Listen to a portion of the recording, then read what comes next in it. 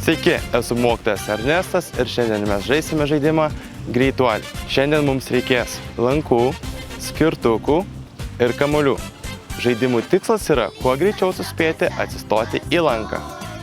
Žaidėjai yra suskirstomi į dvi komandas. Aikštelėje išdėstomi dviejų skirtingų spalvų lankai. Lankų skaičius priklauso nuo komandos žaidėjų skaičiaus.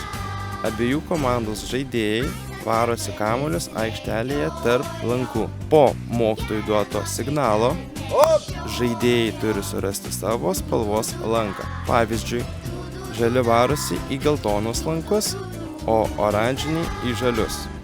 Žaidėjas nespėjęs įsivaryti į lanką, iškrenta iš žaidimų. Po kiekvienos atliktos užduoties išimami dviejų skirtingų spalvų lankai. Po kiekvieno karto sumažėja lankų skaičius, kol lieka po vieną žaidėją iš skirtingų komandų. Tuomet vietoj dviejų lankų lieka vienas. Laimi ta komanda, kurios žaidėjas pirmas įsivaro kamuolį į lanką.